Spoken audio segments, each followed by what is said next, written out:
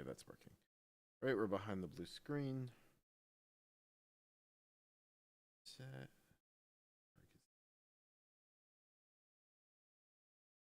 Hello, welcome to Derps Talk About Games. I'm your co-host, Mango.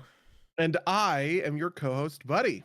And today we're going to talk a little bit about Meier Civilization VII, which I have not played, but Buddy has. But before we do that, Buddy, why don't you tell the folks at home what it is we do on this podcast? You know, on this podcast, we talk about games. And this one is kind of a classic, I would say, for like us on the podcast. Us talking about a new release that admittedly I've played a lot of hours of it. You've played none of it. But that has sort of been driving the internet conversation for a bit. This is what I want to talk about. We're gonna talk about Civ VII. Civ VII, for those of you who might remember me from 2 or 3 weeks ago, I was excited for. I was really pumped for. I was like, oh my god, Civ 7 is coming out. I was playing a bunch of Civ 6 at the time, just because, like, you know, I have been very mean to Civilization in my past. I talked about it being baby mode, that I preferred the Paradox games. I was playing Hearts of Iron. I was playing CK3. I probably put maybe like 50 hours into the two of those, right? But it wasn't quite scratching the itch that I was looking for, and it turned out that Civ 6 sort of did, and all this stuff I was reading about Civ 7 kind of got me like properly hyped on the game. Last year I talked about my love for Humankind. I went back, I played Humankind, which was the Amplitude version of it. I saw that Civ 7 copied a bunch of sort of Humankind's homework, in the sense that you change your civilization between eras, and you kind of build out your city tile by tile, and you have this thing where you have certain cities and you have certain towns, and the towns contribute to the cities, but they don't have kind of true production of their own right. And so all of this was sort of going on. All of this was sort of like happening in the background, and then Civ 7 came out, and it debuted to mostly negative reviews on Steam. Right now it's sitting at about mixed. It's about 52% mixed. There are hand-wringing articles everywhere. The Civ 7 subreddit, you know, the Civilization subreddit, is huffing some serious copium about all of this. YouTubers are covering drama videos. Oh, what did they do right? What did they get wrong? And I don't know. I just thought it would make for a good podcast topic for us to talk about a little bit. Sure. All right. So, like I said, I haven't done any of this. I barely know anything about Civilization 7 other than, like... So you were pretty down on Civilization in general last time we talked about it, right? Oh, yeah, I was down on it in kind of like normal parameters, right? Like, for a long time, I have just not had any interest in playing Civilization outside of a multiplayer context, just because I felt like... And I've discussed this on the podcast before. Civilization difficulty is the AI cheating, and I don't find that compelling. So, like, turning up the difficulty on Civilization doesn't really do it for me. And the top of that, like, and beating the game like normal parameters is trivial. So I wasn't particularly excited for this. When you told me some of these kind of new features, I was like, that sounds interesting. Maybe I'll pick it up in a year when it's on sale. But I was not looking to I was not looking to play this on launch in general. And then I saw on the internet somewhere someone posting about how bad it was, and I was like, oh, I was not expecting this, which is when I messaged you being like, I hear it's bad, is this true? Because if anybody was going to give me a positive spin, it would have been you. So yeah, and then what did I said something awful. I said, bad, don't get it or do, it's your money, but it's bad. You know, like I feel like this is a little bit of a heartbreaker. First of all, I was hyped. And I've had hype glasses before, you know what I mean? On podcasts past, there have been places where I have just tried so hopelessly against all odds to defend sort of, you know, whatever games and movies that I feel like are unfairly maligned. I'm the guy who spent, like, God, however many podcast posting through Shadowlands. Basically, I was just posting through it before posting through it, you know, it was even really a thing. I think your biggest post throughs are Zack Snyder movies. Well, I would say Mass Effect Andromeda and Anthem. That's true. I forgot about those. Those are huge post throughs. I was posting through Anthem the whole fucking time. I feel vindicated by Andromeda. There's this huge wave. I don't know if you probably don't pay any attention to this. There's been a big reevaluation of Andromeda in recent months, maybe over the last like year and a half. Dragon Age actually has a lot to do with it. I What? think it's just like, Well, it's because BioWare is falling apart, right? Like, yeah, you know, BioWare is collapsing. We'll do a Veilguard episode at some point. I haven't actually gotten back into Veilguard, which is maybe sort of a doomer sign as it is. But anyway, this is about Civ 7. So I was prime set up to sit here and explain why the gamers are wrong and actually, video game corporations do it right. And I'm just, no, this is not one of those cases. This is one of those cases where the backlash is warranted. I would actually say this is one of the cases where I would say the backlash is most warranted and sort of well scoped, which is interesting. Normally, I sort of agree with the spirit of gamer backlash, but not really the specifics of it. Sure. I think one of the rules about gamers in general that I would sort of stick to is that they are good about identifying when things are not working for them, right?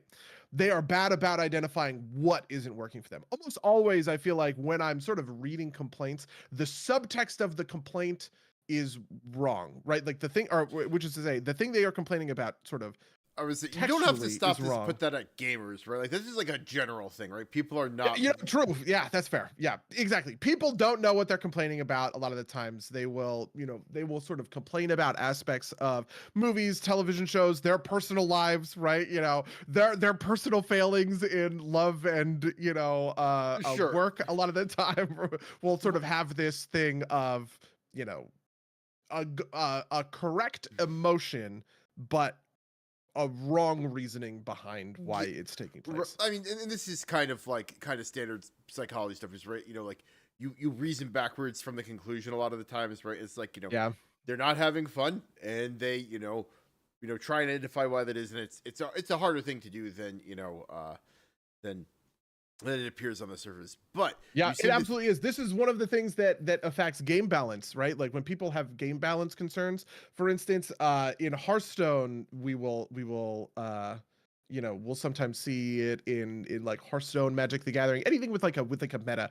People get mad about certain in Magic terms. There's a card called Craterhoof Behemoth. It is an 8-mana card that when you play it, it gives all of your creatures +X and trample, where X is the number of creatures you have on the board. So it is a game ender card for anyone who has a big board and a lot of green mana, right? If you have 8/1/1 tokens, okay, well now all of those tokens are 9/9s with trample, and that represents 81 points of power on the board, and you can kill everyone with it. And so what happens, this is specifically a commander thing, what happens is people complain about this in commander, and they say Craterhoof Behemoth is a broken card, right?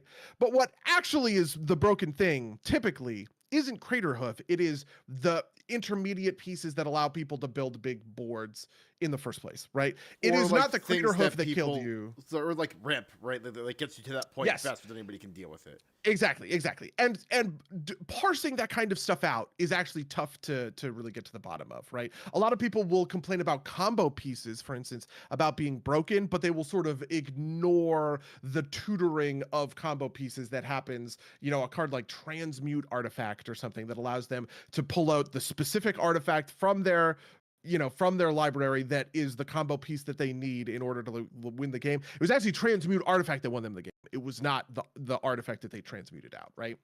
Stuff like that, right? But the complaints for Civ 7 are all very, all very, very measured and kind of well scoped, which is a real first one. But I think it actually probably has something to do with the fact that Civilization players, strategy players in general, are pretty astute about some of these things because they're so crunchy in general. They're kind of some of the most Captain Crunch players I can ever sort of think of, and I think that actually lends their feedback to being pretty good. But before we get into all of that, I do want to take so the first thing I want to do is recognize that I pulled up the chat in the meantime, and Lou in the chat says Andromeda is good and gamers are wrong. I definitely agree with this. DA is not bad and gamers are wrong. I actually got the sense that people liked DA, but that it just didn't sell a lot of copies. But Veilguard, so I will say for Veilguard, I might agree with it being not bad, but like in the very kind of like damning with faint praise type of way, right? Like, it is like, it's mediocre, right? Like Okay. it's the way I would describe it. And like I was ready to give it my game of the year at one point I because know. there was nothing else to give it to, not because I thought it was particularly deserving of it. It's That's not exactly the sentiment that I have heard in a lot of different places. I have heard that a lot of people really love the. Even the parts of the I complained about it obviously, but the parts of the games that I complained about was that's a pretty minor. This is a pretty minor complaint. I was having a lot of fun with all the rest of it. Right. It's not the best Dragon Age, but it's not awful. Definitely. Right. Yeah, But no, I would agree obviously with it that. didn't sell. It didn't sell well. There was this whole thing. We can talk about some of this in the back half maybe because Yeah, it's yeah. like gaming news related. But anyway, so for Civ, I want to talk first about the changes in the mechanics because this is a part that we have to have a good foundation to understand sort of what's kind of different about Civ 7 as compared to previous Civs. So here are some of the core changes. Number one, workers are gone. There's no workers. There's no workers, and crucially, there are no builders, which is a pretty different sort of thing. So for a long time in Civilization, right, we've had worker units, these civilian units that you have inside of your empire. Your workers run around, they make roads between locations, they are the ones that make your farms and your mines and your Tile improvements in plantations, general. tile improvements, exactly. And around Civ 4, Civ 5, do you remember which one got rid of regular workers and added charges? That would have been 5 or 6, I think. It was definitely like I'm I remember sure. playing Civ 3 and Civ 4 with it. I can't remember if builders have charges in Civ 5. Well, wait, Or if what, they what do don't, you but mean? What do you mean by charges? charges are you make a builder and it makes 3 farms and then dies. Yeah, I don't think 4 or so. The most I played was 4, and I don't think there was any limitation because there were. Yeah. So in 3 and 4, you build up a couple of workers and you just every turn you tell your workers to do stuff, but them actually making a farm takes like 6 turns or something like that, right? So it's this like extra level of kind of production that's inside of your I don't know, inside of your empire. Yeah. But that's not the charges you're talking about, right? Like, so I think charges might be 6. Charges might have been 6. Yeah, I think you're right. Well, yeah, because one of the big complaints in Civ was the busy work, right? You got to this point where your workers, all of your tiles were improved. You didn't really have much more going on in your empire. You didn't really need to do you didn't really need to do much with that kind of stuff. There was chopping, right? The chopping is a big topic when it comes to Civ, whether or not you keep trees because trees generate production, or you chop your trees for a big boost of production. Hint, you're always supposed to chop your trees, is what I learned. You chop early game. I don't, because I think it's lame and unfun and whatever, but I know you're supposed to, right? You taught me that, I think, when we played Civ multiplayer I would games. say, like, I learned it from I don't know if I'd call him friend of the cast. I haven't spoke to him in many years, but Danny Kaplan. Like the first time I played a multiplayer Civ game with him, I like watched him take a turn and I'm like, why are you taking so long? It's like, oh, this is how you play the game, right? Like, yeah. I have actually recently gotten into Civ 6 multiplayer meta videos, not because I ever intend on playing it. I think it is the worst way. It sounds like the worst way to play Civilization ever, but it is just fascinating to see someone unpack sort of the meta for a game that is like one you have a deep level of understanding for. It's this guy called, I think his name is Herson. He talks about cheating, how players cheat. He talks about the way that you win in Civ, and because Civ multiplayer is not really built for a ladder experience, there's this whole community thing. Anyway, this stuff is wild. We'll talk about it later.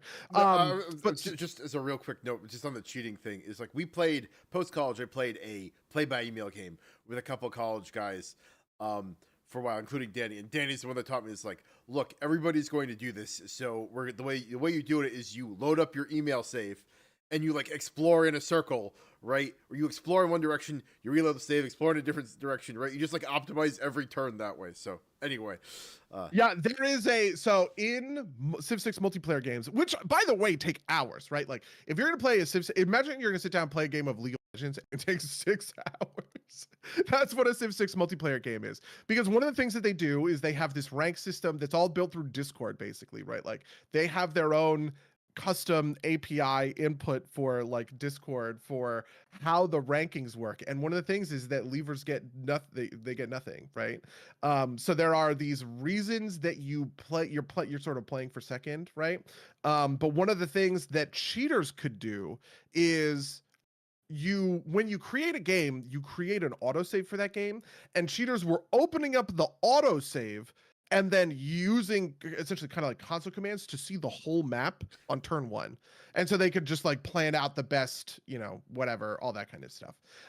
They eventually found this cheater because what they realized is that he was making unintuitive scouting decisions. Like he was moving his scout in ways that weren't considered optimal based on what he knew, but would end up being optimal if you knew where all of the little goody huts that you start the game with kind of like are, right?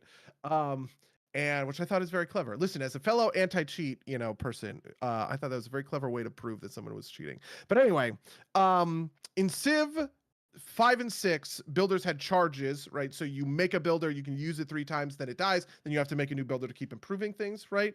In Civ 7, there are no builders at all. When your town pops up, you can create what's called a rural district, which is you place the pop on the map. And when you place the pop on the map, the pop makes a farm or a mine or a fishing boat, depending on where you put it, right? Sure. And these rural districts are how, you no longer gain territory via culture or by buying territory via gold. You plop down your thing and it acts like a culture bomb. You sort of expand your thing that way.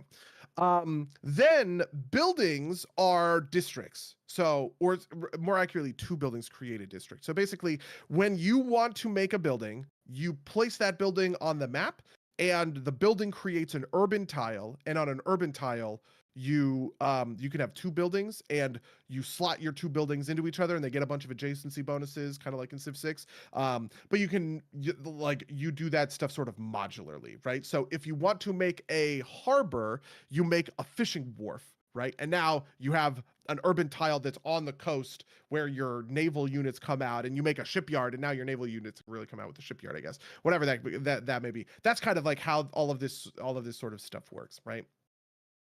One of the other big changes is that sort of amenities are gone. Happiness is farmable, right? So there are certain tiles that will increase your happiness and decrease your happiness. You need a certain amount of it in sort of like your empire. It's not created by sort of like luxury resources anymore, which was sort of a big thing. There's no more, there are bonus resources, but the way resources work now is you place a rural tile on the resource and then your empire gets access to it and you can ship it places, right? So if you put a tile on, I'm trying to think of one.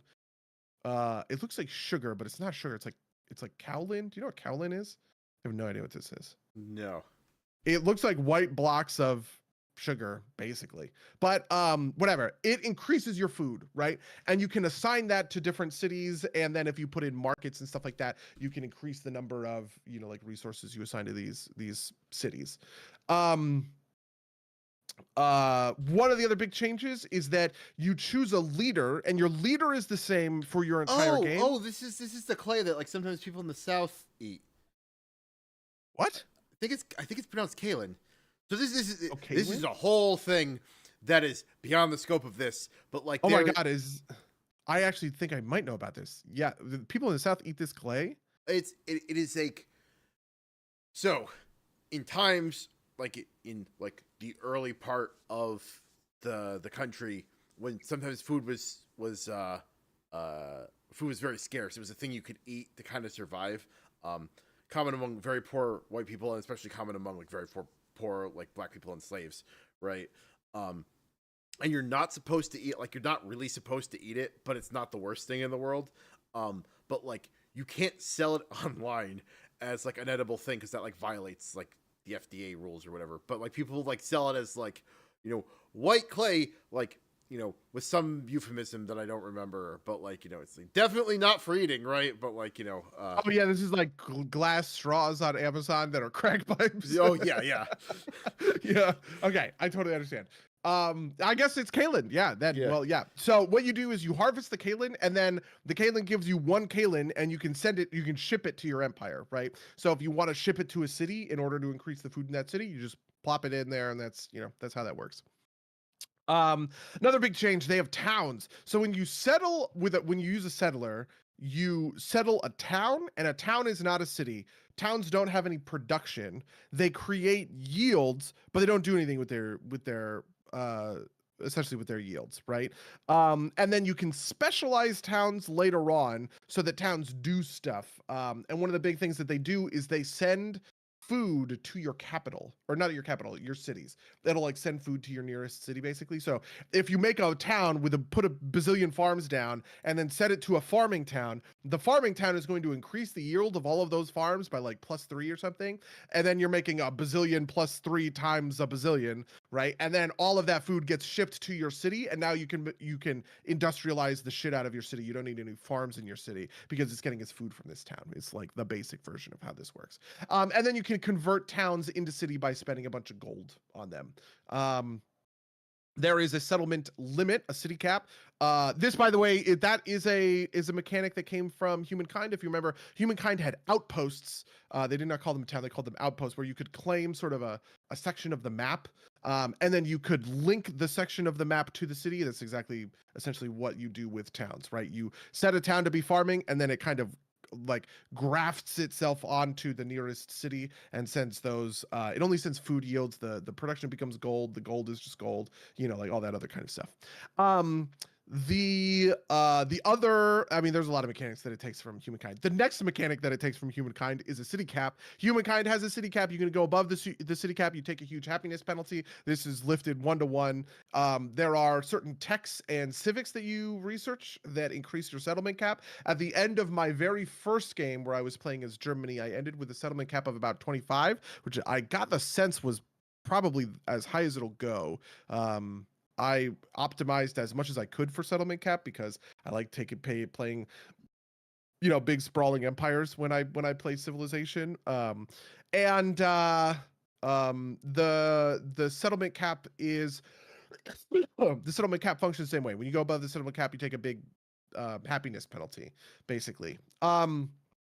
The next mechanic it steals from Humankind is changing empires via age. So in Humankind, this was a fluid process, right? You would reach a new age, you'd get to the end of, you had these sort of era markers, these like victory, sort of markers. When you got enough of those markers, you could advance to the next age. And when you advance to the next age, you choose a new civilization. So you would go from the ancient civilization where you're playing the Greeks to the classics of the classic era where you're playing the Romans, right? And now you have both a Greek sort of heritage and a Roman heritage. You carry some of those benefits sort of forward. This repeats a bazillion times, right? You go from, it's like ancient, classical, early medieval, Renaissance, like medieval Renaissance maybe, industrial, modern, like it just it subdivides a million times. In Civilization, it only subdivides 3 times, and the ages are the Antiquity Age, the Exploration Age, and the Modern Age. But the interesting thing that they do with ages is they restart the game in a way. So when you transition between ages, so when you transition from the Antiquity Age to the Exploration Age, it's kind of like you went from like 200 AD to 1300 AD. You sort of start in the late medieval era in the Exploration Age, pretty immediately get into sort of the Renaissance era and stuff like that, and then you progress kind of all the way up through not really even, maybe just before real industrialization, kind of like the Napoleonic era, like ships of the line kind of thing, right? And then in the modern era, you start in early industrialization, sort of like World War I-ish, maybe I would probably like bank it, where you're making railroads and cities. World War I is actually bad, but like Civil War late Victorian, sort of, maybe like 1880s. Yeah, late Victorian, maybe like the 80s or something would actually be like the perfect time to kind of like pinpoint it. And it goes all the way to the 1960s. But the interesting thing is resets the map. You keep your cities, you keep all of your territory, but all of your cities except for your capital are downgraded. They go back to towns. So there's this sort of degradation that happens. You lose all of your military units except for 6, and like then there's a special consideration for like army commanders and stuff like that. Your treasury resets, your science and stuff like that resets. All of the stuff from the previous age kind of becomes outmoded. So for instance, when you make a library antiquity in the exploration age, the library gives you like 2 science as opposed to 10 science kind of thing, right? And you're incentivized to kind of build over that sort of stuff. You replace your library with a university, and then you replace your university with a research lab, that kind of thing. And then the other thing that resets on ages are sort of victory conditions. So you can win at an age. There's sort of a victory of an age, but you don't actually win the game. You just kind of win points that get you to start the next age. So for instance, there's these 4 tracks: economic, scientific, cultural, military, right? In the antiquity age, if you capture like 6 settlements, you sort of dominate the military of that age, right? And when you dominate the military of that age, you get a bunch of points and stuff like that. And when you progress to the new age, you get to like spend these points like talents, sort of, on a talent tree that like give you stuff to give you kind of like a head start. And they might give you a little bit of extra bonuses. So for instance, in the military, I won a military victory in the antiquity age, and so I started with a ton of military units, basically. As you progress through the ages, you choose your different empire, and the empires that choose have different sort of like modifiers and units and all of that kind of stuff, and you unlock those by decisions you make. So for instance, you can go from any empire to the Mongols as long as you as long as you harvest 3 horses over the course of your age, because like horses are what made the Mongols. Sure. And so now you can be that makes Mongol sense. in the in sort of the exploration era. And then the final thing is, just like you have in the final age, you just have normal victories. You launch Apollo 13 or whatever, and you win a science victory. You the culture victory is different, and the military victory is you become fascism. Everybody else planet, like it's like Sorry, very you cut out at the very shit. end of that. You said you become fascism? For a military victory, it's technically an ideology. There's this part in the end where you choose an ideology, where you choose democracy, communism, fascism, which is a pretty normal thing in a Civ game. But then you win a military victory, conquering cities of enemy ideologies. And because fascists get a bunch of bonuses to military, it just makes sense to go fascism. Sure. And then I don't think anybody's going to go democracy and then pursue a military victory, because democracy is all shit like that. I don't know if that exactly accords with history, but sure. Okay. It definitely doesn't, right? But listen, the democracy enjoyers don't get a bunch of bonuses to producing military units and combat strength. Right? Yeah.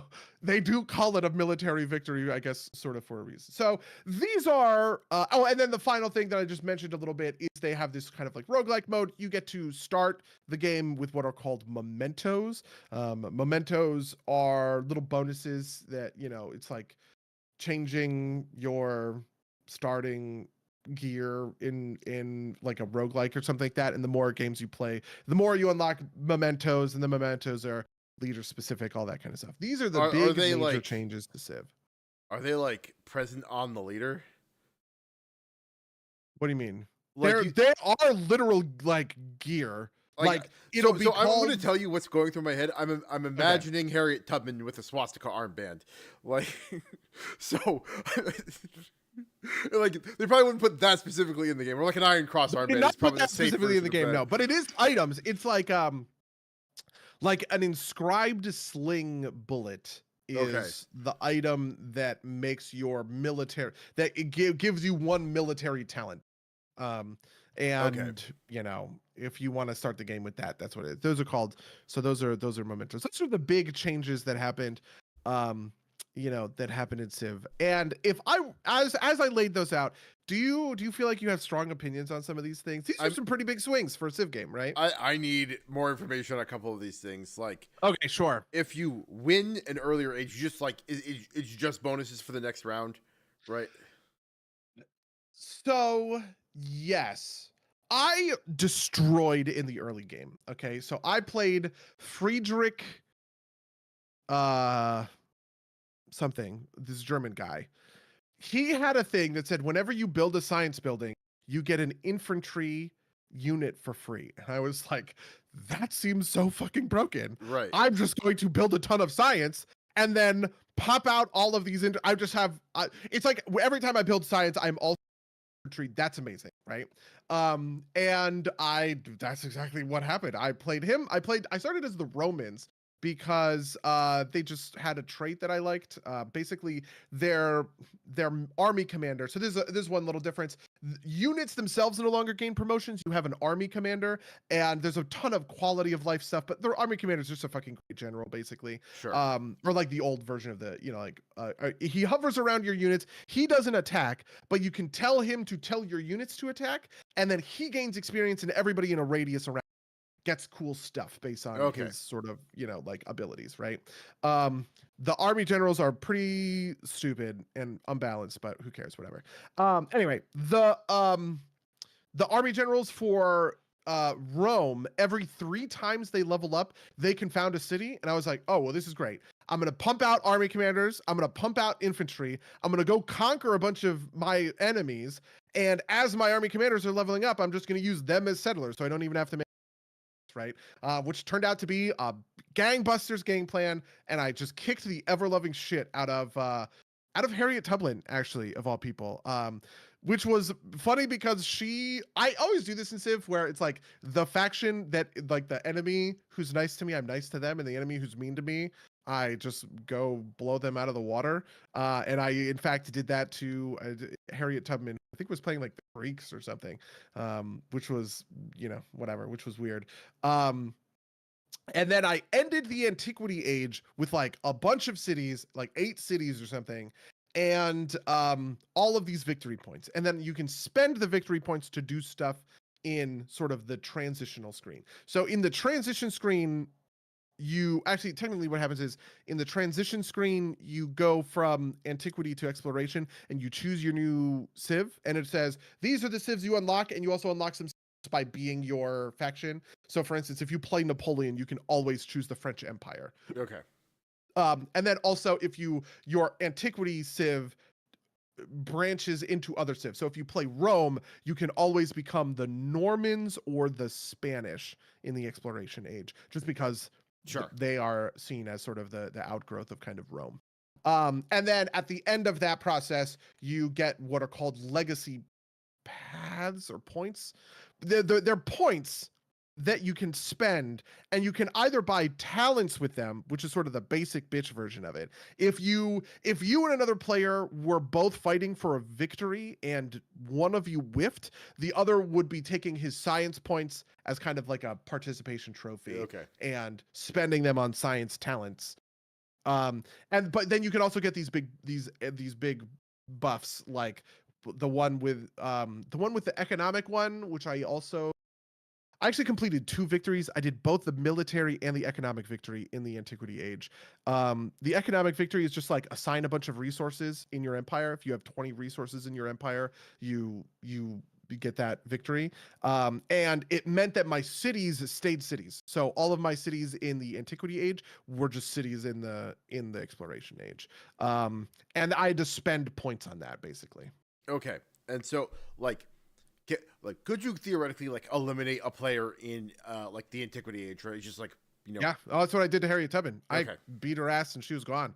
The funny thing is, you beat her ass and she's gone, but she actually still exists, I think, because other players could have liberated her from my empire, because I was getting pop-ups. I don't know if this was a bug or if intended. I was getting pop-ups that's like, your relationship with Harriet Tubman is decreasing. And I was like, she's dead. I killed that bitch. Okay, like what's gonna happen? But like in older Civ games, you could resurrect Civs, Sure. right? Right, Like right. if somebody conquered all of my territory, and then you came and conquered my capital, you could liberate my capital to pop back onto the map. And I feel like it's a representation of that, but fucking nobody was ever powerful enough to try, so it Sure. didn't really matter. And does everybody transition ages at the same time? Mm-hmm. Okay, so it's not like, I could rush forward, jump into the next age, and then like my rival who stayed around and kept all his military units could bum rush me with clubmen or whatever. Yeah, so the ages do work as this sort of soft reset, which I think is pretty interesting, right? Sure. The way it works is the victories grant what's called age progress. So as you are progressing through the victory trees, you are contributing to sort of a meter that says the age is getting certain amount over. It's like 7 points for doing the first milestone of a victory, 20 points for doing the second milestone, and then the third milestone is the victory. That's like 40 points. So as people are winning victories in paths, they are progressing the age a whole bunch. This is actually how I was able to win 2 victories in the antiquity age, because I bum rushed the military age, and then I had like and the age was like 80% over, so I still had 20% to work with. And then I was like, well, let me try and like grab the economic one as quickly as I can. Sure. That's how that worked. Okay, that makes sense. And did I have other questions in there? How does how does resetting feel? Like that feels like it would be very frustrating. It is, but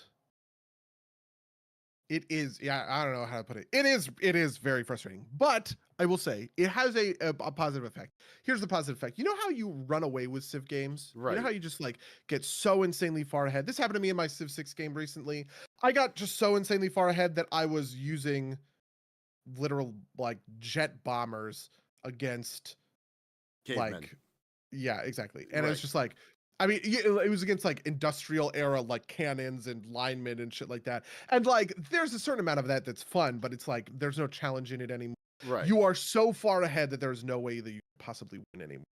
The era's resetting so hard sort of forced the opposite of that to be the case, which is pretty interesting. Sure, it's like rubber banding in like Mario Kart, right? Like the game's always gonna have some amount of competitive to it. Like I actually didn't realize this at first. I thought gold transitioned between ages, between the antiquity and exploration age. I was paying a ton of attention to my gold, but I felt like I got about the same amount. I was like, oh, gold transitions. So at the end of the exploration age, I was super far ahead. I had conquered a bunch of whatever, I had settled a bunch. I just conquered Spain, I think, because Spain declared war on me, and I was like, well, that rip Isabella. Okay. And I ended up saving, I think, 20,000 gold in my treasury, because I was like, oh, this transfers over. But then it doesn't. I ended up in the new era with like 4,000 gold, which is quite a lot, obviously, and was a little bit of a jump start. But it's like, if it actually did shave 80% of my gold away, right? Like that's a pretty big nerf. And it does that with your units as well. I had produced so many military units, right, in order to conquer Isabella and all of these science builds I was making, but you only get to keep 6 plus whatever you pack in your military companions. And this is another thing. You can make an army in Civ. It's called packing and unpacking. Basically, any military commander can hold 4 units in him. So what you can do is you can spawn a military commander, suck in 4 units, and then march the military commander across the map, and then he deploys them. And it's honestly just like a really easy way. Individual guy, individually, you fill your commander, you march them all the way over there, kind of thing. But any units that you tuck in your army commanders, you also save. So I started the new era with like half as many guys as I ended the previous era. And that reset meant that, I kind of had to rebuild my base. I couldn't just like immediately go to war. Everybody else who was behind me in tech and stuff like that has now sort of been brought up to sort of the standard. And I was in fact ending that game also by jet bombing, you know, fucking cavalrymen or whatever, right? But it was less unfair than I feel like It would have been another Civ game. Yeah, because that reset point is such a scrunch. So how does tech work? Is it work the way it always has? But like it mostly works age? the way it always has. There's one interesting kitsch which is called masteries. There are some texts that you can essentially research twice. So for instance, you can research libraries or like writing. You can research writing, which gives you libraries, and then you can research like writing, the mastery for writing. It's called masteries. The mastery for writing. And the mastery for writing gives you +1 science on all of your libraries, a codex, which is sort of like a science great work, basically. That just gives you science per turn sort of thing. So it's like if you just want to use it as a prerequisite to get to the next part, great. You just research libraries or writing, whatever. But if you want to be a science civilization that's building a lot of libraries and getting the most out of them, you research writing, and then you research writing mastery. That's the real way that sort of tech works. And then at the end of each era, the tech tree ends on the era. So for instance, you cannot research the future era techs on the current era. Sure. But what happens is you are researching future tech, and future tech gives you +10 age progress and 1 talent point. So one of the things that I did was pretty broken, is with Friedrich. In my second era, I was a very scientific civ, and Friedrich himself was very scientific, and so I got to the end of the tech tree pretty quick, and I farmed like 10 future techs and got so many of these fucking talent points that it was pretty gross. Okay. Plus, you're also hard pushing the age forward at that point, where you're just like hammering, you know. Sure. All right. So all this makes some amount of sense to me. I can see why some of it would be frustrating and why some of it maybe is a fresh new take. Obviously, when I asked you about it, you were like, it's bad. So yeah, what don't you like about it? Where are the problems? The problems aren't really in anything that I've discussed, which is kind of the interesting part. The problems are in the UI, which real quick before we get into this, I just wanted to add something I realized I wanted to ask. When you grow pops, can you like swap pops around? Like that was a big thing in like the older games. This feels like it'd be frustrating for it is. Let me tell you, it fucking is. Okay, the way that you can swap pops around, and I'm either not understanding the mechanics or it is intentionally fucking shitty. The way that you swap pops around is you build urban districts over rural districts. So basically, if I build a rural district, I build a farm, okay? That pop is then farming the farm, okay? Then when my town makes a building, I can place the building. Let's say I have a gazillion gold and I buy a granary and I put the granary over the farm, okay? In a city, what happens is that pop then goes somewhere else. So I can place the granary over the farm and I get a new prompt to place the pop anew, which is actually how you get, there are things called specialists, which is sort of like old, you used to have civilians that would work inside of your buildings or districts. It's sort of the old version of that. Basically, you have a specialist limit in your empire. It's normally like 1 or 2. I think it gets up to like 4 or 5 by the end of the game. What the specialists do is they act as another adjacency bonus to any individual tile. So if you have a tile with really powerful adjacencies, right, and you put a specialist in there, the specialist just doubles, triples, quadruples your adjacencies, right, which is very good. If I want to take a farmer and turn my farmer into a specialist, in Civ 6, I just click the guides and I move around. In Civ 7, I have to build an urban district over the farm to like force him off. Eminent domain, kick him out. Yeah, and then I can take that pop and assign him to a specialist district, which is any of the urban districts can be specialists. That's where you get your adjacent. But in towns, this is the most frustrating thing. In towns, you can buy buildings, but you just buy buildings straight up with gold. You don't produce buildings. They don't have any protection. They have gold. So you take if I'm in a town and I granary over a farm, that pop's dead. I fucking killed him. He doesn't pop up. You can't re-expand. It sucks. That sounds terrible. Yeah, I really hate that. Also It is feels like it'd be maybe very probably Go on. it's probably the mechanical thing that I was frustrating about some of this stuff. And there is a little bit more that we'll get into, but that is a huge bummer. I would say it feels like it'd be like super frustrating for people who are like very into like that optimization problem where you can be like, oh, I have a mine and a farm, and when times are good, or like when I just need more food, I'm having them on the farm, and when like I need to pump production, I'm like pushing them all onto the onto the mining stuff. So my gut reaction is say this sounds like they are making it simpler to make it more approachable and like not make it such like an optimization whirlwind. But you tell me, go back. You were saying the UI is terrible. Yeah, so the UI is terrible. The UI is the worst part, and it actually dovetails a little bit with what you're saying. So I don't want to blame this on anything, but one of the interesting things about Civ 7 is that it simultaneously launched on the Nintendo Switch and also PlayStation and Xbox, as well as PC, which has never happened before for a Civilization game.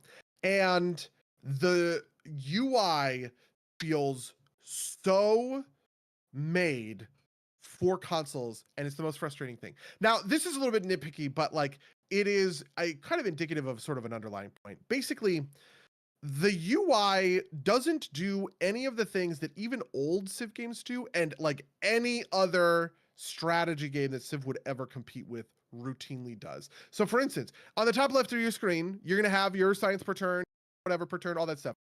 Can you go up there and hover over your science and get a little tooltip that breaks down where it comes from? No. When you go to your cities, the way that you used to be able to do this was you had your little city details screen. You could zoom into your city. You could see all your pops working your yields where they are. You could assign them around all this. In Civ 7, I almost want to like bring the game up to show you this because it's just like kind of so wild the way that they designed this.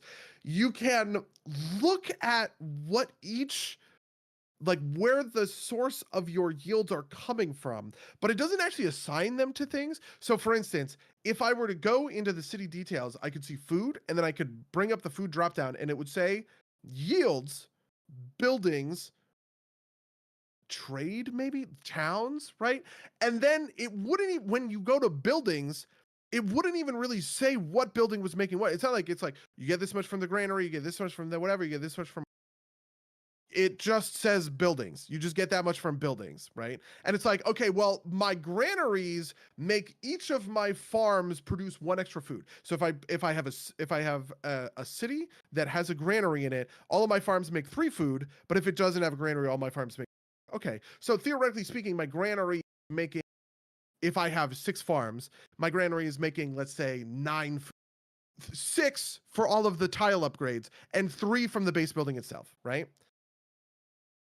Nowhere does it explain any of this. It doesn't seem to really parse it out to any satisfactory sort of degree. When I have adjacencies, when I'm placing stuff, right, which is one of the core mechanics of the game. When I'm placing buildings in order to get adjacency bonuses, in Civ 6, they had a little star that represented an adjacency bonus. They said, if you build a harbor and a commercial district right next to each other, they give them an adjacency bonus. There's a little star across the border between those to tell you, hey, you'll get a good bonus here, right? And it would even say, like, oh, this location is +4 coins or something, and that's a good spot to do stuff. That doesn't happen. All you do is you place the thing. It says the yields of the tile, and different tiles have different yields, and you just kind of have to intuit the sort of adjacency, sort of the adjacency bonuses. But that's when you're placing the tile. When you're second building, there's a thing, and there's like a little thing on the left-hand side that says from your left tile, you're getting a +1 adjacency for this. From the northwest tile, you get, and it's like, it's just so much less intuitive than just being able to do it on the map. Most of this stuff is dog shit user experience. And it makes it impossible to understand where the sources of your yields are coming from at any individual sort of like point. And yeah, so that's it. It's pretty ridiculous. Okay, is that like the core of the problem, or is there other stuff in here too? That is the core of the problem. There is other stuff. One thing, there's no huge map, right? How do you like to play? When you like to play Civ, what do you do? Huge? Like, do you play on normal? Like, it depends, but like typically I play a fairly large map with like eight other PC player, CPU players, and just kind of like go at it for a while. Yeah. okay. Would you be surprised to know that the most sort of attractive way to play Civ, according to the Civilization subreddit, is huge true start location Earth with 24 other Civs, which I think sounds like a nightmare, to be honest with you. Yeah. Because like the Americas, there are only so many civilizations there. There's just not that many. And in Africa and Asia, there's a million. That must be the fucking Thunderdome, right? Yeah, no, like that doesn't exactly surprise me because like for Yeah. competitive reasons it's like a consistent kind of thing. But I always preferred playing like, I like the random element, right? Like it keeps things fresh. But so you're telling me there's no huge map in There's no huge map. The biggest map is standard, and the enemy civilizations isn't even 8. I think it's 6. Jeez. Or no, actually it must be 8 now that because I killed 2 civs. Because I killed the Spanish and I killed the Americans. So it was 8. So, it's just so small. And the other thing is, in the Antiquity Age, you don't meet, which is normal in sort of civilization, right? Like there's other continents. In the Antiquity Age, the other map doesn't even exist. You can't sail anywhere. There's no way to get into ocean. You are just locked to where you are locked, right? And then the other civs pop up kind of like later on in Exploration Age. That's when you get the big, kind of full sort of map, basically. But yeah, there's map. And then Epic and Marathon were actually bugged, we learned. I just thought that they slowed down, or I'm sorry, they sped up Epic and Marathon. I actually really like playing on Epic and Marathon. Marathon is actually probably my favorite way to play Civ because it lets you get really granular with armies and like movement. Basically, if you want to have fun playing military, I think the like militaristic victories, the only way to do that is to play on Marathon. For me personally, just because I otherwise feel like my science is moving so quickly that I'm constantly having to build and upgrade entirely new units, essentially. Sure. And it encourages you to like promote up units and all this other kind of stuff. But Epic, I played my first game on Epic and it felt like a standard. I was like, this is going so insanely quickly. Like, what the fuck is going on? But I later learned that was not intended. Like it's a bug that they fixed in the first patch. Anyway, all of this stuff is super annoying and whatever. And that's the reason that it's getting such dog shit reviews, basically, is like all of this sort of user UX stuff. And I think the console is that, or I think the culprit, wow, the Freudian slip there, is consoles, right? It feels like a game that was not built for PC, it was built for console. And this is just like a genre where that's like a death sentence. It's you know what I mean? Yeah. Yep. So if they could fix these kind of UI issues, do you think it's a good game underneath all of that? I actually do. So I think the ages in particular, the age resets are a really core mechanic because it forces players back into precarious positions, basically, right? If you are at that point where you have run away with the game, nothing could ever disrupt you, end you, any of that kind of stuff. You are sort of forced to reconcile kind of like with that. There is an extra mechanic in here that I guess I will mention. Ages culminate in what's called a crisis. Basically, once you get to 80% on an age, you start getting a crisis. The crisis is sort of like an evil social policies. It introduces social policies that are almost always kiss curse. It's something like your growth rate is slowed by 75%, but you spawn a new guy whenever this is like a plague. I got a plague crisis. You spawn a new guy whenever your city becomes under plague. So it sort of says, well, you're not really growing normally. Your matters, but every once in a while you'll still get a guy because of this other thing triggers. The crises are supposed to slow you down or kind of hinder you right as somebody's getting kind of into striking position. It seemed like they were all built to essentially scale. I felt particularly punished by crises because I rocketed so far forward. I was just playing on normal. I was playing on difficulty basically, and I guess just being good at these. Normally I play at higher difficulties on Civ 7 or whatever, or Civ 6. That's also supposed to kind of like slow you down, but the reset is important, and I was sort of genuinely engaged with the game afterwards.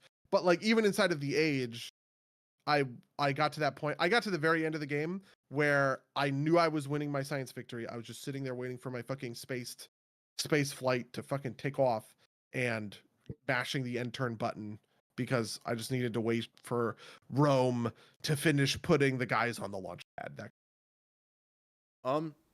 Question around some of this. What, like, I just totally lost my train of thought. I'm sorry. If you are advancing to an age and like two people want the same like civilization, who gets priority there? I think the player does. Well, I mean, but I don't know in a multiplayer scenario. Yeah, I was gonna say, right? Like, who like, is there some sort of, because I'm thinking about this from kind of like a not like super hardcore competitive, but from like a competitive perspective, right? It's like, yeah, that's how it worked in Humankind. In Humankind, it was first come first serve. Right. You got to the next era before anybody else. You got to choose your civ. And my kind of the thing that's kind of like pinging me is that like the kind of danger with these kinds of mechanics is that either there's like there's an is this solvable? 1, 2, does the solve mean that like like if it's solvable, does it mean that it doesn't matter anyway? If you get ahead enough, you get like the best bonus, and you're pretty much guaranteed. Or on the other side of it, is it like a thing where like the reset gives somebody is the reset so harsh that the situation coming out of it feels unfair for somebody who was like, well, I dominated this age and it didn't really matter at all, and like the first 2/3 of the game feel wasted, right? Like those are the things that kind of It's funny, in Civ 6 multiplayer, the early ages of the game kind of are wasted. So in Civ 6 multiplayer, the easiest victories to get are science and culture victories. And what players do in these multiplayer lobbies is basically you are all teching for the end game. Everybody is sort of like, nobody ever fights wars early, but in the end game, you fight a ton. Because what happens is the science and culture kind of players who are taking off and going farther better than everybody else, these are like the player with the most culture, the player with the most science, tend to just kind of turtle up and just bum rush the final 2 victories, and then everybody else on the map, which are the final 4 players, all build huge armies and go to war with each other to try and get second place. Because once one person wins a victory, everybody else gets divvied out based on score, and the most you can get with score is by having military units and cities. So if you can just like gobble up your opponent by building a billion tanks and helicopters, right? Like that's how you win, kind of thing. Okay. So but anyway, that's Civ 6. In Civ 7, I would say actually that the benefits of winning an age are pretty good for military and not good for anything else. For military, you walk in with a bunch of cities. That's sure. Insane, right? Like if I mean, this was always true in Civ, right? Like if you start with Civ by going to war with the nearest AI, capping their city right off the bat, that is a huge bonus, because a city that has been producing stuff since turn 1 is very useful compared to a city that you establish and starts producing stuff sure. later on. I think I ended the Antiquity Age, like I said, with cities, maybe 9 cities. It was a bunch of them, and my opponents had like 3 or 4. And I just think that represents so much more raw yield than. Okay, that makes it. But that sounds like that there is a correct. There's a correct solution to this, and Yep. I totally think so. I mean, part of it is that maybe I don't know what I'm talking about. I felt as though the benefit of having conquest was way more than the benefit of having an economy victory. I had that economy victory, kept my cities around. That represents a couple thousand gold, which was okay. It's pretty good, costs a lot of gold to upgrade your cities or whatever, right? But like just starting an era with a base of 9 cities when I, would have otherwise had 5 is, I feel like, a much bigger malice. And the science and culture victory, I did in fact get a science victory in the exploration era. That didn't do shit for me. I don't even think I took it, to be honest with you, or maybe I did. It was maybe a benefit to specialists. And I never won a culture victory. So, but I just feel like if you win the antiquity era by getting a military victory, you are probably way, way, way ahead compared to getting a science victory. Okay. And so I just looked through some of the Steam reviews just to see what people are complaining about, right? Some of them say that there are major features missing, which is kind of like a common complaint every time one of these big strategy series update is like, like, is there religion in the game as is? Yeah, it is very diminished. So obviously religion was a big feature in Civ V and Civ VI. They represented alternate victory conditions. Only having 4 victory conditions, pretty bad at the moment, and that is exactly how that works. The alternate victory conditions in Civ were you could get a diplomatic victory, a religious victory, I think, as well as obviously domination, culture, science. There was no economic victory, I guess. Economic is new, but it definitely feels like that stuff was missing. In the Antiquity Age, you found a pantheon, polytheistic religion, that just gives you a pretty basic bonus, and then you can found a religion in the second era, but I did not do that because it was stupid, so I didn't engage with it because you have to build a bunch of districts and train a bunch of units, and now you have missionaries going around. Convert my cities, who the fuck cares? I'm gonna focus on, science buildings and infantry units. Okay. And the free ass infantry units they give me, and then marching those infantry units down the Mongols' throat. Okay. Another big complaint is a lot of it seems to be like, I wanted Civ and this doesn't feel like Civ. Do you feel like that's accurate? I read Nathan Grayson's article on Aftermath about Civ 7, and in his article he said, I feel like he apparently did not like Humankind, which I think is wrong. I think Humankind is good, actually. TM, obviously. He was like, it's like somebody copied Humankind's homework, but only copied the worst parts, which I actually do sort of agree with. So in Humankind, because the game was more expansive and the Civ upgrading was happening so constantly, you had this thing of like striking a balance. So in Humankind, I would very commonly go to different eras focusing on different aspects because there were different kinds of civ. There were food civs, there were builder civs, there were, whatever, culture civs, scientific civs, kind of. And you don't want to go all the way down one. If you go all the way down a militaristic civ in Humankind, you become so insane at military that you're not progressing your science at all. And you're fighting people with fucking cavemen and they're obliterating you because their science is good. Like, you have to balance all of those things in order to keep your civilization competitive, which felt great, actually. I think that's a really interesting sort of like nuance to the skill of Humankind.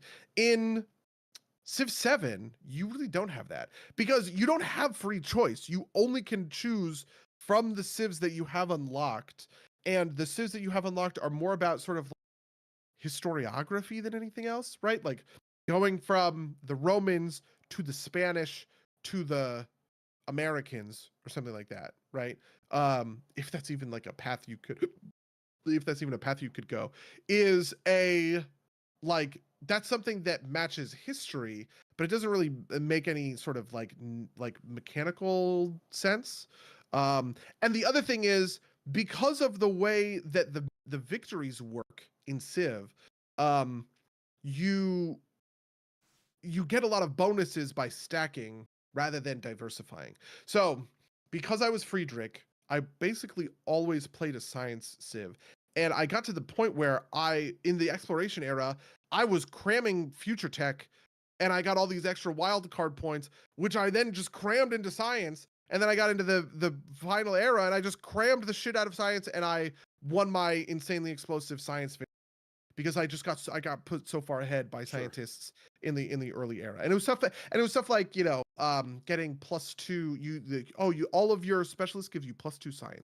And it's like, oh Jesus, okay. That's awesome. Right now I'm going to specialize my science in keep specializing I think I played Prussia in the modern, which wasn't even all that scientific a civilization.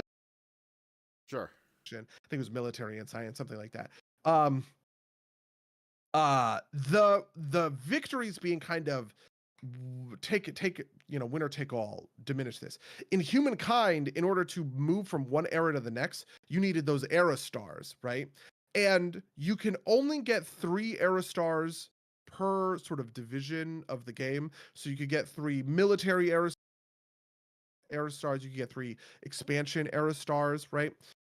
The focus of your Civ could at most grant you 3, but you had to get 7 to progress.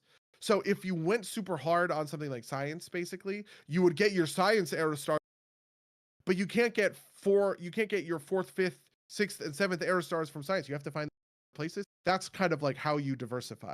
Because I was able to just science, I won a science victory so kind of effortlessly. Makes sense. Okay. And then, yeah, no, it would seem to me like that also just seems like, I would think that part of the fun of this era switching thing, and that was part of the fun. I didn't play a ton of Humankind, but part of the fun I'd have there was like, they're like, oh, let's mix and match, like, what if, the Greeks led to like, the Imperial Japanese or whatever, right? Like, whereas obviously, like, if you're mostly limited by kind of what you can move forward, that seems like it's less common. Yep. Also, also the number of civs is so tiny. It's 12, I think, okay. on launch. Obviously, they are going to do more as DLC and all the rest of it. This is another complaint. I saw that like Great Britain was like a launch DLC. Yeah, Great Britain. There was like a launch DLC. I did buy for the record, but whatever. That is coming out in 3 weeks, 6 weeks, 5 weeks. And it's like a month after. It's like day one DLC, but a month afterwards. And it's like, really? But it's only civs, and it's just like, I don't even know that I can kind of care about that. One thing that I will sort of say to this category, more ironically, for a game that I find to be inscrutable in so many other ways, much more easy to comprehend than in Civ 6, and also kind of Civ 5. Civ 6 had this thing where the leaders did the most jargony things that you could not convince me I could explain sort of a layman, right? Because it's just using all of these concepts, and it's tough to grok that stuff sometimes. I played 2 games of Civ 6 before I started Civ 5, or I'm sorry, Civ 7. And in my first game of Civ 6, I played Montezuma, which I didn't super get. All I understood was he had one bonus that said, for every luxury resource worked in your territory, your units get +1 combat strength. And I said, that sounds broken. Are you kidding me? I power up all of my guys +1 by just farming a fucking resource? Awesome, right? But like there was all of this other stuff that I felt like I didn't get because sort of the overhead. My second game, which was the Duchess of Aquitaine, I only really understood because I had just played a game 6, basically.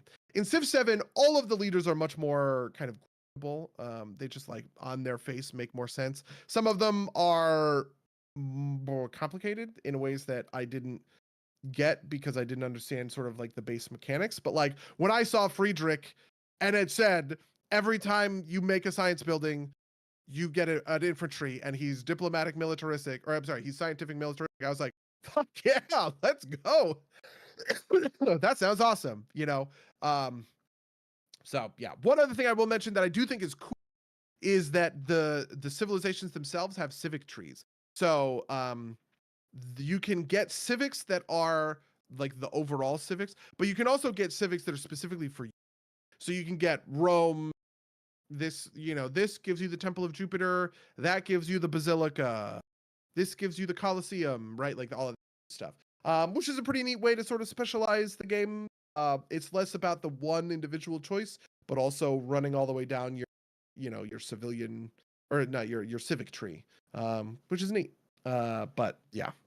Yeah, that makes sense. Are wonders still a thing? Wonders are a thing. They all suck. They are incredibly weak, I found. Okay, because that was the thing that I always liked about the older Civ games, is that like the wonders could be kind of like, you know, gameplay defining in a lot of ways, right? Like, you get like one of the ones that like make desert like a thing that you could actually like place cities on. That yeah, like, Petra. Everybody talks about this. Getting a good Petra, right? Like settling in the middle of a fucking desert, placing a Petra and getting insane city out of it is like so cool, right? And there's a lot of that kind of stuff in Civ 6 that I think is true, right? Like there are a lot of wonders in Civ 6 that I think are really useful and that I love a lot.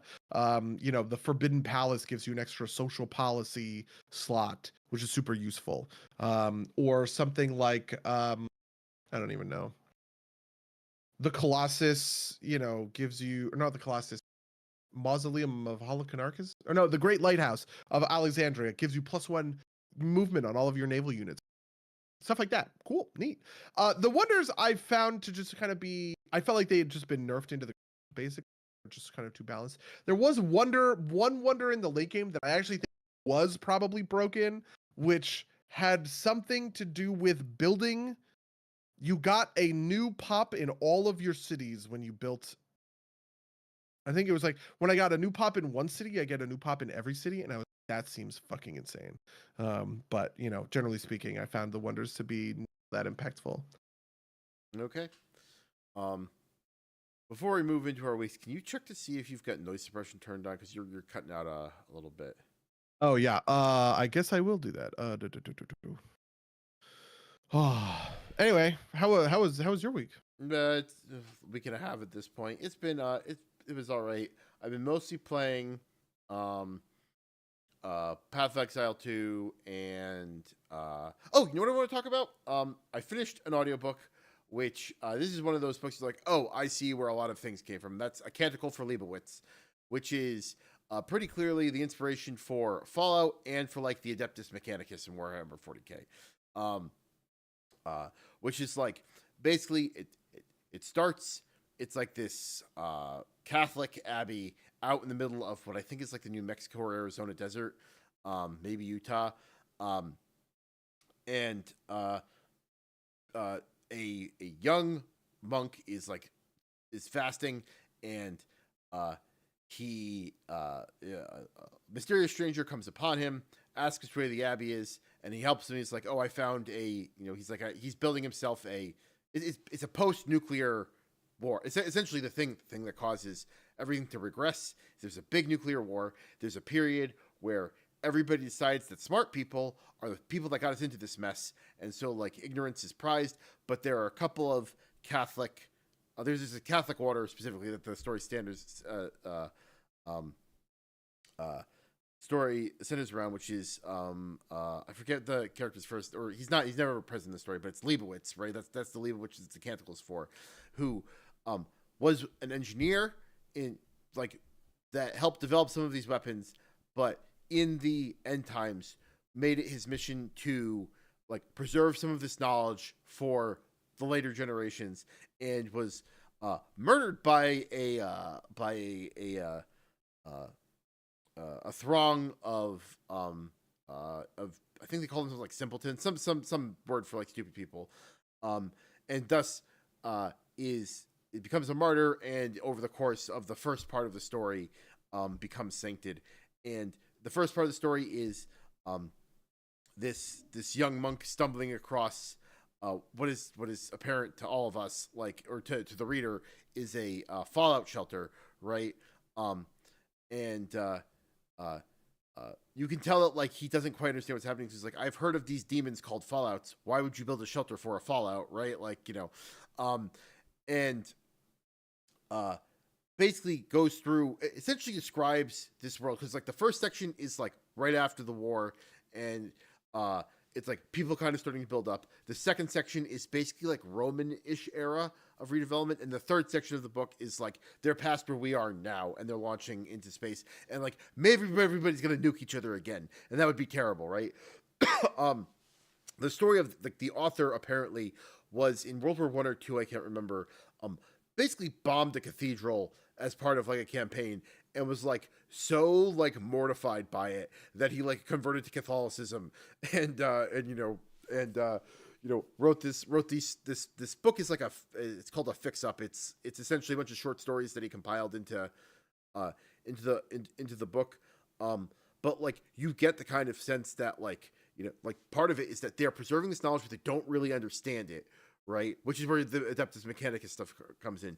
In the story, people eventually come to the point where they're like, oh, I have rediscovered this, and this all that like these Catholic monks have preserved makes sense because they did the work of preserving it, even though they didn't understand it, because they knew it would be valuable, right? Like this is kind of like the kind of core thesis of the novel is that like is despite the problems with the church as a church, right? Like as like a kind of corrupt organization. You see that happen over the course of the story. Like the valuable work that they have done here, like the work they've done in preserving knowledge was valuable, right? Which is kind of the opposite message of 40K, where like in 40K, like that preservation is just kind of like for its own sake, right? There's no one coming up from behind, from behind to eventually figure this stuff out, but they do in the story. And obviously, like the early stuff is very clearly inspiration for Fallout, right? But it's a very cool and interesting story. And this is the thing I've been thinking about to myself for the past couple of months. Is like I've never really had a piece of fiction change my mind about like any sort of like real world policy, because the story resolves in the way that like the author wants it to, regardless of how that would happen in real life, right? But the thing that I won't say it changed my mind, but illuminated something for me that I hadn't considered, which is like, even if, this stuff is being done for like kind of nonsensical reasons, like tradition holding things forward can get people through stuff, like regardless of kind of like it's like surface value or surface apparent value, right? Like like I buy that the Catholic Church sticking so strongly to tradition would help us get through, like as a species, get through this kind of thing, right? Like, and I don't think it's limited to the Catholic Church specifically, but I thought it was super interesting. Talk about ecclesiasticism, right? Or like I think this is more just kind of like civic institutions, right? Like sure. Of which churches of various stripes are kind of the strongest one. I read it because a podcast I listened to was discussing it. And one of the guys on the podcast, who is formerly Greek Orthodox, was saying this, like, with these like hierarchical churches like the Eastern Orthodox and the Roman Catholic Church, there's a strong sense of continuance. In some of like the Protestant churches can like live and die by their pastor, right? Like it kind of gets built around the personality of the preacher. And once they leave, if somebody who isn't as charismatic effectively doesn't fill in, the church can kind of fall apart. And it kind of because it's not based on like a compounding tradition, it's all based on the original kind of like biblical word, and that gets expressed through the through the kind of charisma of the individual pastor, which is this is not like kind of like the kind of mega church stuff, which is his own kind of branch, but even just kind of like mainline Protestant, right, like has this issue where like where the churches can fall apart because they aren't based on this kind of long tradition that perpetuates itself in some senses for tradition's sake, which I thought was super interesting. So I would highly recommend A Canticle for Leibowitz. It was super interesting. Okay, I'm really into, like, Warhammer is very on my mind right now because I bought this Warhammer, like this Warhammer army. I feel like we should have a podcast about Warhammer, I mean, we should probably play some first, but yeah, that's true. Well, it was funny. I was talking to about stuff, and he mentioned the Tyranids, and I said that the Tyranids feel like the Superman of the Warhammer universe to me, in the sense that they're so popular that I would never want to play. Oh, you know what I mean? Yeah. When I think of Warhammer, it's funny because when I think of what's the coolest Warhammer race? Oh, Tyranids. That's like saying, oh, who's the coolest superhero? Superman. It's the same sort of thing. But I actually think maybe that's wrong, because he said, oh, well, the actual Superman of Warhammer like games is Space Marines. Like Space Marines are Ultramarines in particular, right? Like that's like the chapter, right? Like yeah. And I was just like, oh, I actually that does make sense, because he was like, yeah, nobody Space Marines, which I was like, oh, interesting. I never thought about that, but it does make sense. Yeah. No, Space Marines are the big kind of show boys. It would not surprise me if Tyranids are kind of in that kind of like, secondary edgy space, right? Like, we've talked about this, right? Like, Alliance players are for goody two shoes, Horde players are for edgelords, right? Like, this actually maps entirely on it, because my next thought was, oh, I actually understand. Tyranids are Batman, right? Who is also insanely popular, but like, not in the same kind of way, basically. Although I don't know how popular like any of the secondary factions are, right? Like because they'll kind of like Eldar and Dark Eldar are basically space elves. Tower like weebs. What are the other ones? Necrons and what I just don't know how popular the different. You don't know about the League of Votann, okay? The space dwarves, they're all clones. You mean the squats? Yeah.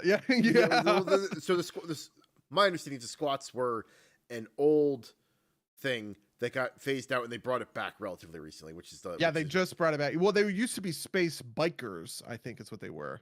If you look at the old models, it's all like kind of futuristic biker stuff. They have like leather jackets and shit on and stuff like that. But now the League of Votann it's all about them being clones, and they have these, I don't know, crazy power suits, and they do have bikes, but their bikes are hover bikes and all the rest of it. I think there was like isn't there a Space Marine chapter that's like very bike focused?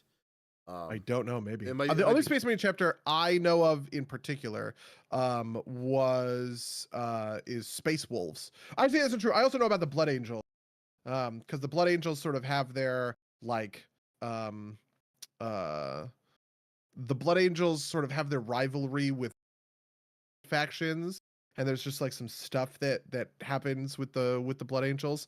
But the Space Wolves are very cool. The Space Wolves are like Midland from Warhammer Fantasy. Like they're all melee. They're very melee focused. They have these chainsword. It's like chainswords and jetpacks kind of thing, which is an aesthetic I am all about. But yeah, Ultramarines would definitely be the Superman version, I think. Yeah. Yeah, and there's like the Salamanders, I think, which are like, I also forget which ones are like Chaos Space Marines and which ones are Space Marines. And then there's also like there's like the twins. Like I know a bunch of like weird 40k lore from reading 1D4chan, which is like, not canonical but fun to read. I think it's called, it got mirrored. Okay, yeah. So I am now looking at the Warhammer website. The Space Marine chapters that they break off into individual, I guess, like armies. It looks like there's 12 of them. The Black Templars, Blood Angels, Dark Angels, Deathwatch, Grey Knights, Imperial Fists, Iron Hands, Raven Guard, Salamanders, Space Wolves, Ultramarines, White Scars. I know 3 of those in 12.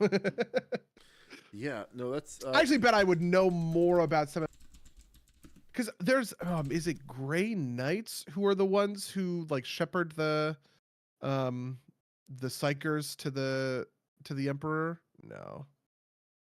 That sounds like something. I also like, there's also like the other army, like, there's like, there's other Empire armies, right? Like the Guardsmen, right? Like the Death Korps Krieg just got like a big box, which was so I'm looking. It says shop by faction: Space Marines, Armies of the Imperium, Armies of Chaos, and Xenos army. The Space Marines was the first one I clicked. In the Armies of the Imperium, there are 1, 2, 3, 4, 5, 6 for Adeptus Sororitas, Adeptus Custodes, Adeptus Mechanicus, Agents of the Imperium, Astra Militarum, and Imperial Knights. Okay. Oh, man. Honestly, the Adeptus Mechanicus are very cool. I think if I were to like build an army from like scratch, I would maybe choose them, because like I just think they're neat. Yeah, I'm looking through just because I'm curious. Okay. Yeah, because Deathwatch is that's like where I think the Shamed Space Marines go. Oh, really? Yeah. Okay. I could be wrong about that, but a thin black line, a sentinel that stands between the Imperium and unimaginable alien threats. Because I think that's what like the hero of Space Marine 2 was part of Death Watch until he gets like redeemed at the beginning of the game. Wow. Well, Yeah, fuck, we should play Space Marine 2, okay? maybe. But honestly, even just like scrolling down, almost all of these are painted like ultramarine. Or Yeah, maybe it's like a sort of maybe they share the model, so it shows you the ultramarine version of it because it's all Space Marine shit anyway. I thought the League of Voltan, like I'm seeing the League of Voltan as Xenos. I thought they were like humans that were like just like weird, like the Yeah, I don't know. interesting, Yeah. interesting. I will have to look this up later. Um, yeah, no. I read the 40k core rules and the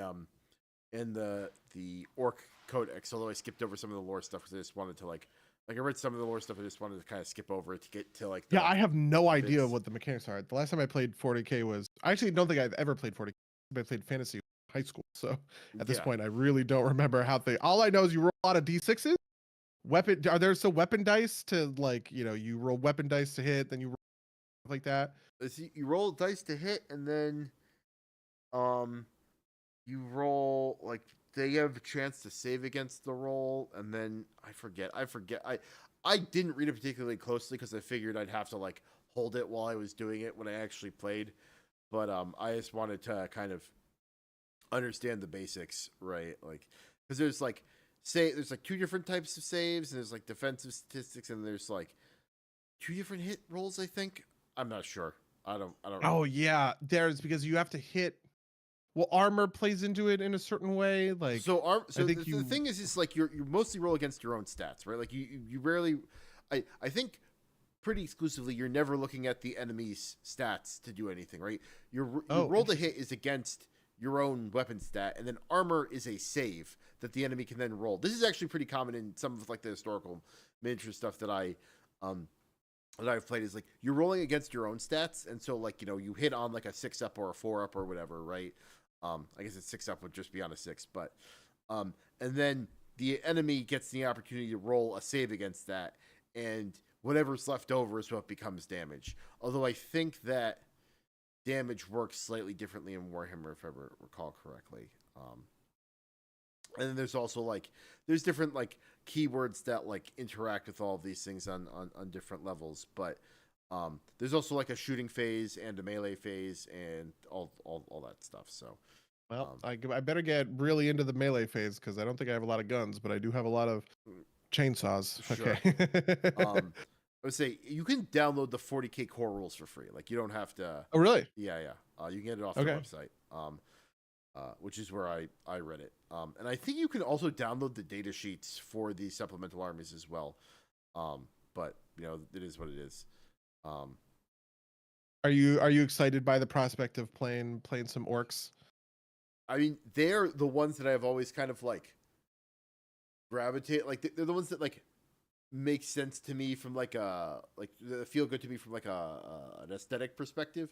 Um, like I said, I saw something about the Death Korps Krieg, and they seemed like cool because they're like World War One esque, like gas mask stuff, and that seemed cool. I also really like artillery, and apparently, um, Adeptus Militarium and Orcs are actually probably the best ones for that. So, but I've got like I still have friend of the cast Mark convinced me to buy a box of Orcs like 2 or 3 years ago, and I still haven't put them together. So, um, Well, listen, we got there now. I mean, I have my hold on. Let me see if I pull it on this camera. None of you who are listening, this is from friend of the cast Farouk. This is actually a modified Balrog from a Lord of the Rings set that he added a bunch of Warhammer stuff, like a kit bash, to be a demon prince. And then I also have a little bag of Imperial Knight accoutrements. Okay, accoutrement yeah, for like whatever. no, I have 3D printed out a couple of things. That I was like looking at it. Obviously, it's not like tournament legal, or it's not like official event legal. But I don't know what the policy is at like non official but like convention level tournaments. But I also don't care that much, right? Like, you know, Yeah, fair enough. even if I ever eventually end up going to like LVO, I don't think I'm going to be like playing super competitively or something like that. Yeah, I agree with that. I feel like if I were to go to LVO, all I would want to do is just kind of like, I would want to have like a lore accurate army, and I would want to like fuck around like it's a LARP or something. You know what I mean? Yeah, Like, yeah. I would say like it's easy for orcs because you could just be like, you know, like I want to play freebooters as kind of like a theme, right? And at that point, it's just kind of like, well, they're all the other cast off orcs. So you just like paint them in pirate colors, and you can do whatever, right? Like, you know, and maybe like, you know, add some piratey like hats on them or something. But yeah, um, but yeah. Other than that, like I said, I've been playing Path of Exile 2 and Disco Elysium, which are two very different games. Um, but I have been. Disco Elysium feels like it's like very much up its own ass, but I'm enjoying it anyway, right? Like, it's, it is like, it is obviously a very political game. I don't know if you've read anything about it, but like, um, made by a bunch of communists, but like they also like make fun of communism a lot, and like they make so like you the first like moderate you meet, like there's like it's like one of the kind of like ideologies, and it's like just the most kind of like bureaucratic, like, you know, and just kind of like, and things will progress slowly and calmly, just be patient and don't, like, you know, rock the boat, right? It's like the kind of slimiest thing in the world, but it's like, okay, I get what you're doing, but it's still fun to read, it's still fun to talk about. It's got some cool mechanics, like you internalize you can internalize thoughts, which are like uh like they're like, you know, things that, like, pieces of lore about the world, or like things to do with the ideologies. Like, I internalized secret modes of taxation because I thought that was fucking hilarious, right? Like, it's like there's always taxes, even like when there aren't. And it's like that's fucking great. But there's also a thing about like the first one you unlock is called volumetric shit compressor, which is like you know, your partner on the case tells you to get your shit together, and it's like that's like a thing. It's like, you know, it enables some perks, and like the way the skill system works is just so cool. Like, I've been thoroughly enjoying it despite myself. PoE 2, from a totally other perspective, also been enjoying it. It's just kind of like brainless, like kill a bunch of shit, right? Like roll around in circles, do some cool combo, hit button, it cool. And Elon Musk still doesn't play it. Yeah, I'm sure, right? Like, you know, Did you didn't follow that? I thought it was so funny. oh no, I mean I did, but I don't care, right? Like, you Yeah. know, Oh yeah, I know. like The cannot video of them explain. I didn't even play Path of Exile 2, but the video of them explaining why Elon Musk live streaming himself playing his Path of Exile 2 character and not understanding how like the maps work or whatever. So there's a streamer I follow, Creparian, who does he's Diablo, he does D4 Path of Exile, but I know him as a Hearthstone guy. He played a lot of Hearthstone. It just popped up in my YouTube subscriptions, like him going over it, and he was like, Elon Musk doesn't understand how to open the map to enter it. If his character was at this level, he would have done this thousands of times, right? Like, but you know, whatever. Yeah, no, I mean, like, you know, I just, you know, I can't be bothered to care, right? Like, you know, Yep. I don't follow, you know, I don't look to Elon Musk to like give me Path of Exile 2 strategies. You know, obviously lying about it's lame, but like I also like it takes, I do not want to dedicate the brain power to like thinking about that, right? Like, Okay, yeah, fair enough. on the WoW side, the only thing I'm doing in WoW right now is like when I have a podcast to listen to, I will like put on a podcast and like start grinding these stupid fucking infinitely grindable mounts that I want, right? Like, you know, like, Now that you have turned me onto it, honestly, I actually just honestly like the tiniest amount because I was doing the same thing. I listened to a podcast and I just needed to chill the fuck out after just like a bunch of stuff going on. And yeah, so I get that. yeah. I haven't finished any of them yet, right? Like I'm in the third phase of the, you know, like collect 15,000 chitin and then like 10,000 something out or 1,000 something else, and then 500 blood. The blood, you have to. It's like all elite mobs only, and I don't know where the farm spot is for that because I haven't bothered to farm it. I've gotten like 50 of them just from raid. And then the other thing too is that like I was farming one particular area on the Isle of Dalaran because it also had a chance to drop the sparky things for like the bird that's flying around. And now like I the grind for that is so mindless because the optimal way to do that grind, the sparky bits, is there are two, like they're leveling rares is the way they're called. It's they're like the silver bordered rares that you only have to kill, you only ever kill once. They don't like you. There's no point in killing them again. But they respawn quickly, so like you can fly between two of them and just kill them over and over and over again, and that's like the optimal way to farm these things. And like you have to fly between them. Like that sucks so bad. But it's like they're like maybe 5 seconds apart. Like okay, it is faster to like wait for them to. Because they must have like a 50 times chance to drop the thing. Yeah. Is what you're saying? Yeah, okay. It's much higher, but it's still not high, right? Like it's like farm for an hour, maybe you get one, right? Like, and so it is so mindless that like it just bores me to tears. And like it's like they are close enough that like it's pretty quick to kill them, but they are still a little too close that like they like it's not like you can fly to one and then the other one will respawn by the time you fly back. You're still sticking around for like half a minute or so, and so it's just kind of like, oh, I hate this so much.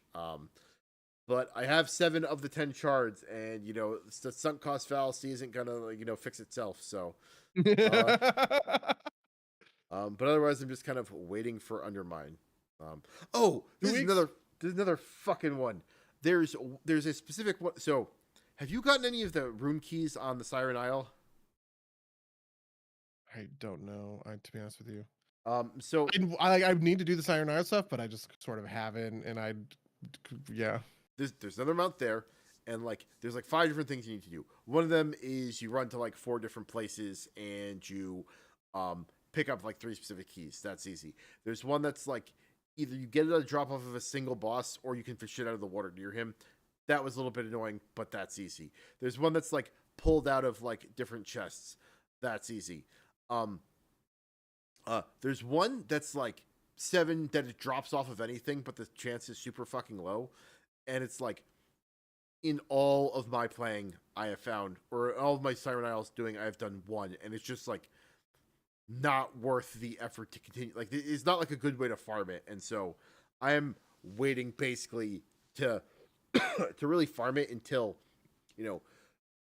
either Undermined or like the next patch where you're powerful enough to just kind of like trivialize that content, to really just kind of like start going ham on that. But that's like the last. These are just like things to do when I have literally nothing better to do than that. So yeah, What about you? What have you been playing? I guess I've been playing Civ. We talked about it. I guess I've been playing Civ 7. The other interesting thing that has happened. So one thing is I've been playing D&D. I guess, but the other interesting that happened is Commander stuff. Have you heard about the bracket system? Do you know about brackets? No. Oh man, they introduced a sort of new kind of soft band list. So basically what they wanted to do was sort of parse out power level between decks so that, because Commander is such a gigantic format that you can have really, really optimized sort of decks. And so they created this 1 to 5 bracket system, right? So 1 is like exhibition. This is like when you make a joke deck. This is when you make a deck out of all the otters in the game or something, like some tribe that doesn't exist and doesn't win you the game. Number 2 is sort of like the power of precons. And part of this there are some like limitations on it. So there in 1 and 2, you expect no or very little like chaining of extra turns. Combos, 2 card combos are incredibly rare. Very, very few sort of like tutors, kind of stuff like that. And then one of the other things is they have this game changer card, which is a list of 40 cards that they have sort of identified as like indicative of high power in Commander, which are tough to name. You probably wouldn't know any of them. except for Grand Arbiter Augustin is one, and Yuriko is the other. Like they have 4 of them, or maybe they have maybe like 5 or 6 that are like commanders, and they're like any deck with this commander, that's a game changer, right? So power level 2 decks don't have any game changers in them. Power level 3 decks have 1 to 3 game changer cards in them, but they're not considered to be like optimized. So like the point is to win the game. You have taken your precon, you have upgraded it with a bunch of cards, but it's not something that is like cracked or optimized, right? And then 4 is when things get optimized to sort of the point of you have as many of the game changer as you can sort of imagine are in there. And then 5 is CEDH, competitive EDH, which is all about, competitive EDH is like the meta, right? There's a meta of competitive EDH, a handful of commanders sort of competitive. They all do very, very specific things.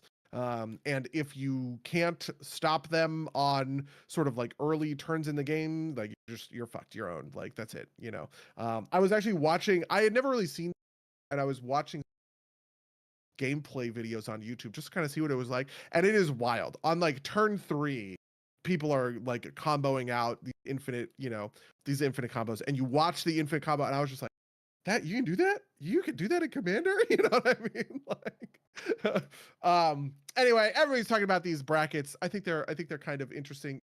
Deep Magic the Gathering hater, and I will continue to be.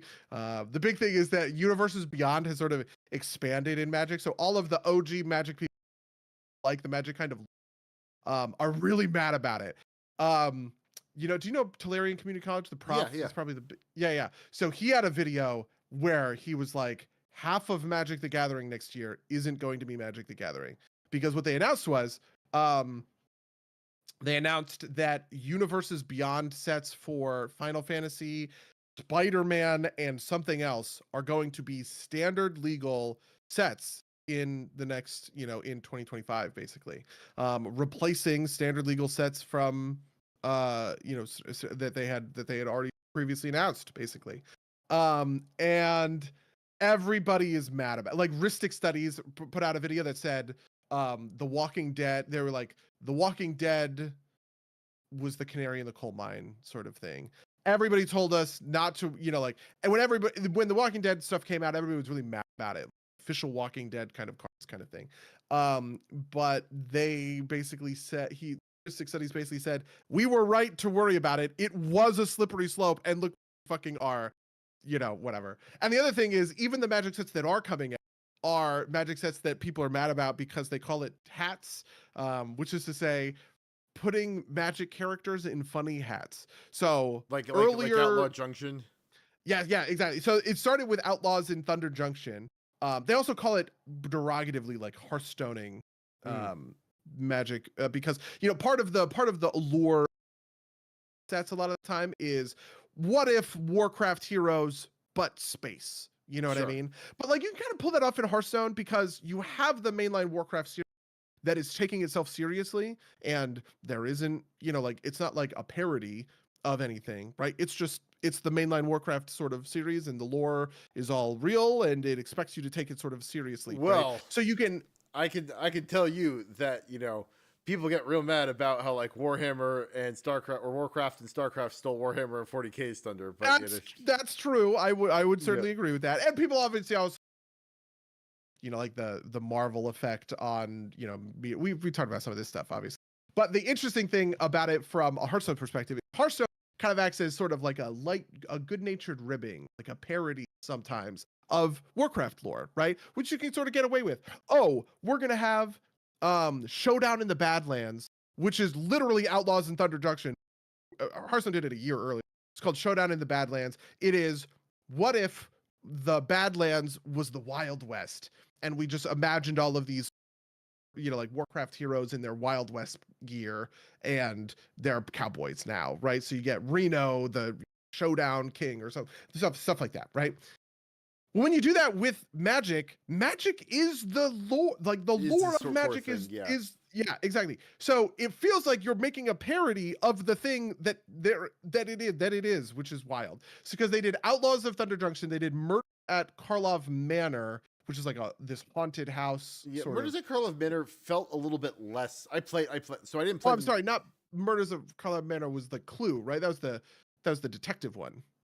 Or am I thinking so. Another one? There was one. Oh no, I'm sorry. I'm No, thinking Karlov Manor Streets of New is Capenna. vampire, right? Yeah, Streets of New Capenna is. That's what I'm thinking. That's like 1920s. That's like 1920s that's gangsters. Yeah.